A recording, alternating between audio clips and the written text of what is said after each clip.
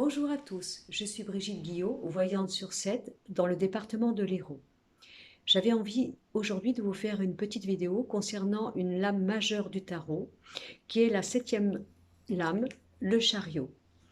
Alors je vous prie de m'excuser parce que mon jeu est très usagé, mais je crois que beaucoup de personnes qui connaissent la lame du tarot, le chariot, sauront de toute façon bien reconnaître les motifs et les personnages qui s'y trouvent, même si ma carte est très usagée, un petit peu comme la personne qui parle. Je mets un petit peu d'humour. Alors pourquoi j'avais envie de vous présenter cette carte et de vous parler de cette carte que pour moi je lis à la réincarnation?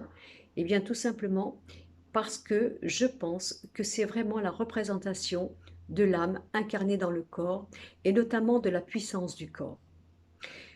J'aimerais vous faire partager ma conception de cette carte en vous proposant de visualiser, si vous voulez, ou de penser, par exemple, que le personnage qui se trouve dans le char est simplement l'âme, le char étant le corps, accompagné des deux chevaux qui sont représentés par le mental et l'émotionnel.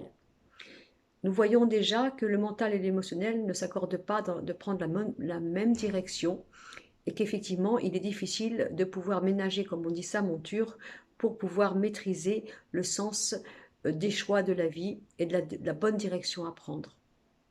Alors pourquoi moi j'estime que cette carte est complètement explicite sur le pouvoir du corps humain?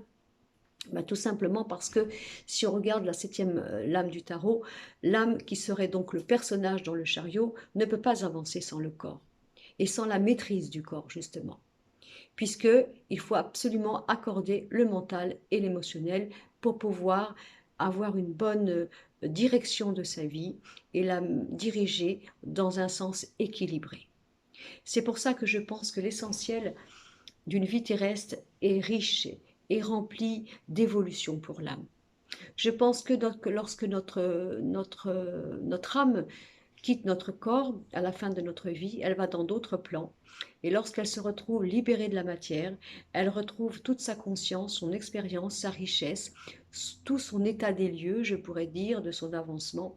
Et elle se retrouve dans un monde qui lui appartient, sans obligation, sans, sans dualité, puisque en principe, nous serions entourés d'esprits qui nous correspondent, d'esprits qui auraient la même affinité que nous.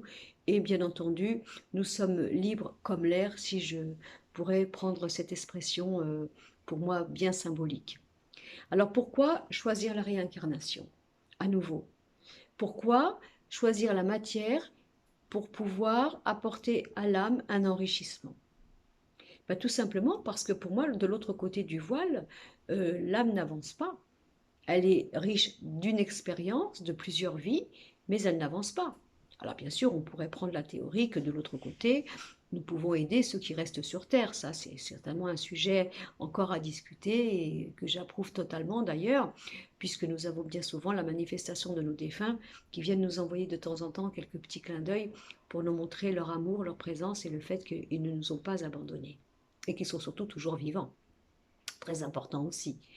Donc, je pense que le fait de retenter l'expérience de l'incarnation est bien entendu une proposition pour enrichir l'âme de nouvelles manières de se rencontrer avec elle-même d'ailleurs, de pouvoir effectivement s'enrichir de choses à découvrir et bien entendu de vaincre notre mémoire, notre passé, nos peurs, nos blessures et notre ego.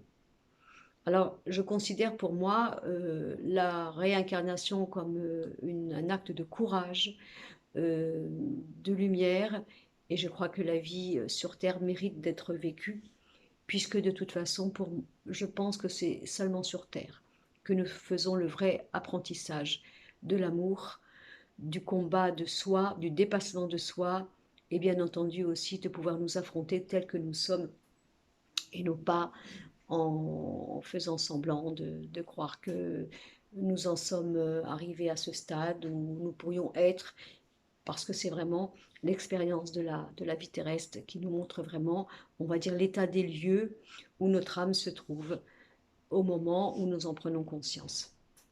Alors, j'adore cette lame parce que pour moi, c'est la preuve que l'âme ne peut rien faire sans le corps. Parce que le corps, depuis sa venue au monde, est obligé pour sa survivance de se protéger, de se nourrir, d'obtenir un confort. Il est lié donc au monde du travail, de l'amour, de l'amitié, du choix.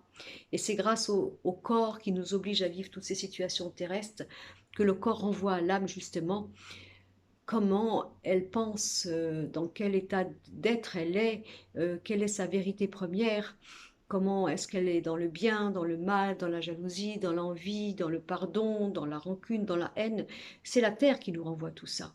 Parce que la terre oblige l'âme à vivre des expériences réelles, partagées avec les autres, tous différents. J'ai un papa qui dit, enfin qui me disait, il me le dit toujours parce qu'il est toujours vivant, mais enfin il me disait, tu sais, le monde c'est comme les 5 doigts de la main, nous sommes tous différents, mais nous sommes tous reliés.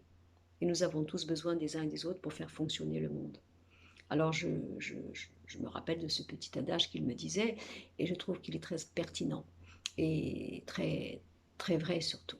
Oui, nous avons tous besoin des autres pour pouvoir faire avancer le monde. Il n'y a aucune vérité qui existe. La vérité se trouve dans toutes les vérités réunies.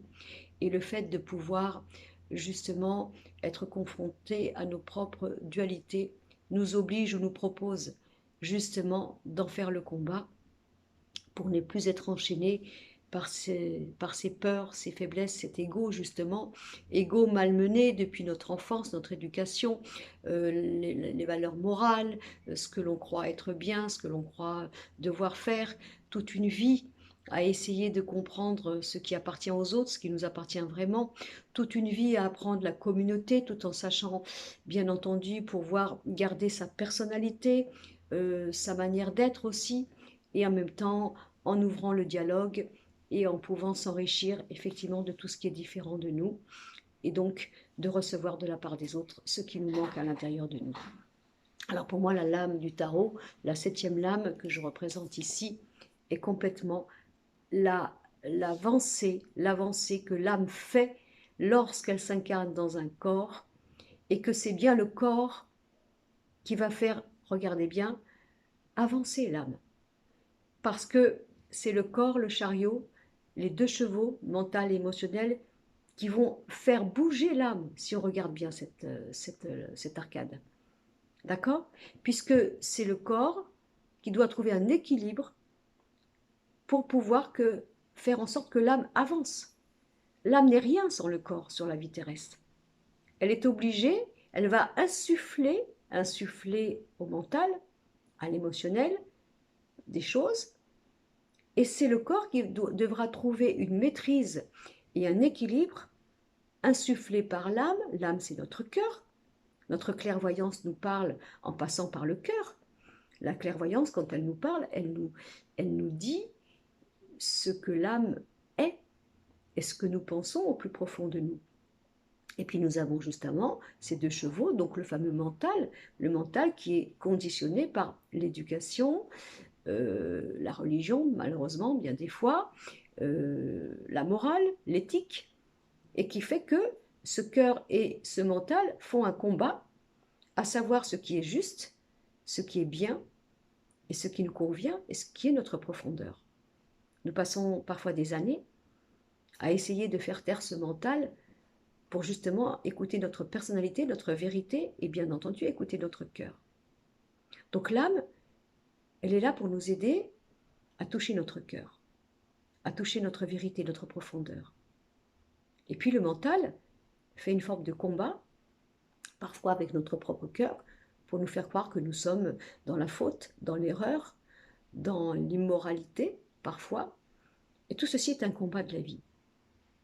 Un combat de la vie qui nous oblige, mais qui nous permet aussi de trouver un vrai sens à cette incarnation et à pouvoir enrichir justement notre âme de nouvelles expériences et de nouvelles manières de pouvoir apporter par, je dirais, ce que la vie nous propose, les situations que la vie nous propose et parfois nous impose, à savoir exactement quel est le bon choix et la manière de pouvoir être vraiment en profondeur dans son cœur et dans son âme.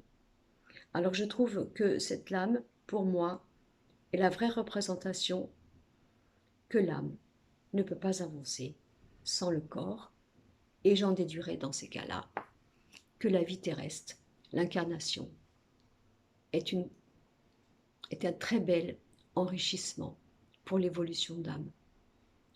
Voilà, j'ai parlé comme d'habitude avec mon cœur, en mettant mon portable devant moi, sans support, mais l'important c'est de pouvoir partager avec vous et peut-être de vous avoir apporté un petit plus, malgré que je bafouille bien souvent et que ce n'est pas évident de pouvoir, pour moi, vous faire partager quelque chose, comment vous dire, que je pensais ou que je jugeais nécessaire de vous apporter ce petit plus concernant cette septième lame du tarot qu'est le chariot.